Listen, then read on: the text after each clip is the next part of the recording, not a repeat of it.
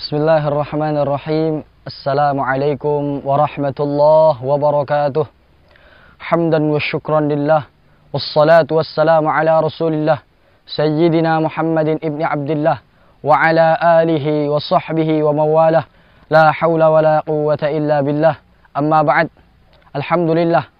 Pada hari ini kita akan membahas tentang keutamaan orang yang berbakti kepada kedua orang tuanya. Kaum muslimin, muslimat dimanapun anda berada. Allah subhanahu wa ta'ala berfirman dalam Al-Quran, surah Luqman ayat 14. A'udhu billahi minasyaitonir rajim. Bismillahirrahmanirrahim. Wa wassayna al-insana biwalidayhi hamalathu ummuhu wahnan ala wahnin wa fisaluhu fi amaini an ishkur li wa liwalidayk ilayyal masir. Allah subhanahu wa ta'ala memerintahkan kepada seluruh manusia agar berbakti kepada kedua orang tua, agar berbuat baik kepada kedua orang tua.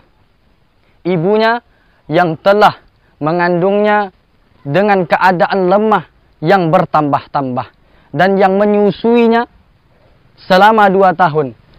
Dan bersyukurlah kepada Allah subhanahu wa ta'ala dan kepada orang tuamu, kepada Allah lah kita kembali.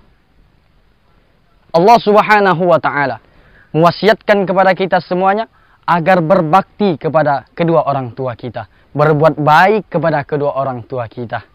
Karena pada dasarnya kita berbakti kepada kedua orang tua kita, ini kerinduan kita kepada Allah subhanahu wa ta'ala. Salah satu tanda kerinduan kita kepada Allah subhanahu wa ta'ala.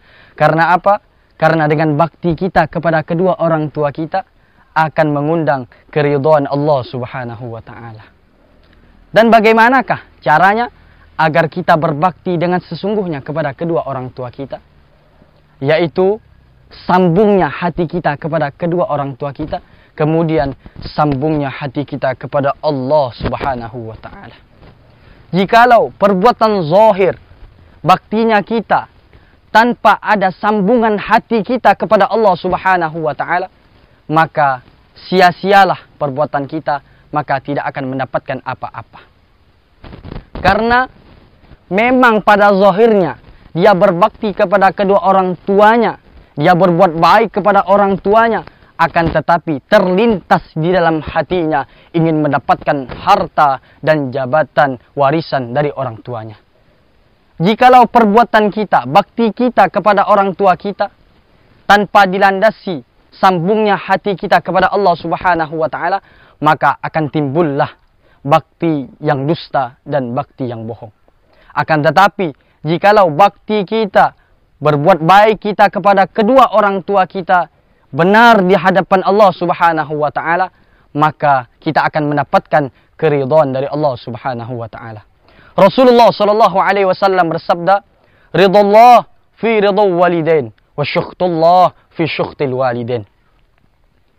Ridhonya Allah subhanahu wa ta'ala tergantung kepada ridhonya orang tua kita. Dan murkanya Allah subhanahu wa ta'ala juga tergantung kepada murkanya orang tua kita. Al-Habib Abdullah Al-Haddad sahibur ratib radhiyallahu ta'ala anhu, semoga Allah meridhai beliau. Beliau berkata, andaikan kalian ingin mengetahui apakah Allah ridho atau murka kepadamu, maka lihatlah kedua orang tuamu. Jikalau orang tuamu ridho rela terhadapmu, maka Allah subhanahu wa ta'ala akan rela dan ridho kepadamu. Akan tetapi jikalau orang tuamu murka kepadamu, tidak senang dengan perbuatanmu, maka jangan harap Allah ridho kepadamu, maka Allah akan murka kepadamu. Allah subhanahu wa ta'ala meletakkan keridhaan seorang istri itu melalui keridhaan seorang suami. Allah subhanahu wa ta'ala meletakkan keridhaan seorang murid, seorang santri melalui keridhaan seorang asatid, melalui keridhaan seorang guru. Dan Allah subhanahu wa ta'ala memberikan, menitipkan keridhaannya seorang anak melalui keridhaan orang tuanya. Jangan harap kita mendapatkan ridho dari Allah sedangkan kita durhaka kepada kedua orang tua kita. Janganlah sekali-kali kita durhaka kepada kedua orang tua kita. Muliakan kita punya orang tua, jadikan orang tua kita seperti raja. Janganlah sekali-kali kita durhaka kepada orang tua kita. Jangan harap doa-doa kita pintakan, kita hajatkan, ingin dikabulkan oleh Allah, sedangkan kita durhaka kepada orang tua kita. Jangan harap doa-doa kita akan diijabah oleh Allah. Jangan harap kita mendapatkan keridhaan dari Allah, sedangkan kita durhaka kepada kedua orang tua kita. Karena dosa yang paling besar setelah syirik ialah hukukul walidain, durhaka kepada kedua orang tua kita.